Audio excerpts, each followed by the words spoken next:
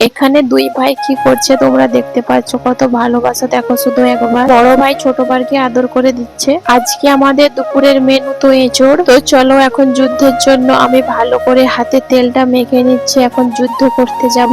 না না ওরকম ভেবো না, তো কাঁঠালটা কাটার জন্য আমি গোটা হাতে ভালো করে সর্ষের তেল মেখে নিয়েছি যাতে হাতে আঠা না লেগে যায়। এখন শুরু করছি আমি যুদ্ধ। আর দেখো কেটেও ফেলেছি। এটাকে আমরা কাঁঠালও বলি আর এঁচোড়ও বলি। পেকে গেলে ওটাকে বলা হয় কাঁঠাল, আর কাঁচা অবস্থায় থাকলে ওটাকে এঁচোড় বলা হয়। তো দেখো আমি কেটে ফেলেছি ছোট ছোট করে, এত সুন্দর নরম যে কি বলবো। আজকের এঁচোড়টা খুবই ভালো, এত সুন্দর নরম। এখন একটু কড়াইতে জল দিয়ে ওগুলো সিদ্ধ করতে দিয়ে দেবো, নুন হলুদ দিয়ে ঢাকা দিয়ে দিয়েছি। দেখো এঁচোড়টা রান্না করার জন্য মশলা কাটবো। এখানে আদা রসুন নিয়ে নিয়েছি। আদা রসুন একটু বেশি করে দিলেই তবে না ভালো লাগবে তরকারিটা। আর সত্যি কথা বলতে কি, একদিকে মাংস একদিকে যদি এঁচোড় রাখা হয়, আমাকে তো এঁচোড়টাই খেতে ইচ্ছে করে। মানে সব থেকে পছন্দের একটা খাবার হচ্ছে এঁচোড়। এদিকে তো আমার রান্না বান্না সবকিছু কমপ্লিট হয়ে গেছে। এদিকে ছেলে আর বাবার অবস্থা দেখো। এক কথায় বলতে গেলে বাবা কিন্তু ছেলেকে খুবই ভালোবাসে, আর ছেলেও বাবাকে প্রচুর ভালোবাসে। এখানে দেখো ওর বাবা ওকে কি বোঝাচ্ছিল, আর ছেলে কত মন দিয়ে বুঝছে দেখো কথাটা। আমার ছেলে কিন্তু কথাটা বুঝতে পেরেছে, তাই জন্য এখানে দেখো হাসছে। ছেলের কিন্তু দুপুরে খাওয়া হয়ে গেছে, এখন বাবার সঙ্গে ঘুমিয়ে আছে। দেখো এখানে বাবাকে ভালোবাসে একটা হাম্পিও দিয়ে দিল। আমার ছেলের কিন্তু এখনো 2 বছর পূর্ণ হয়নি, তাই কিন্তু ও এখন সবার কথাই বুঝতে পারে। হাম্পি খেয়ে কত খুশি হয়েছে দেখো, হাততালি দিচ্ছে।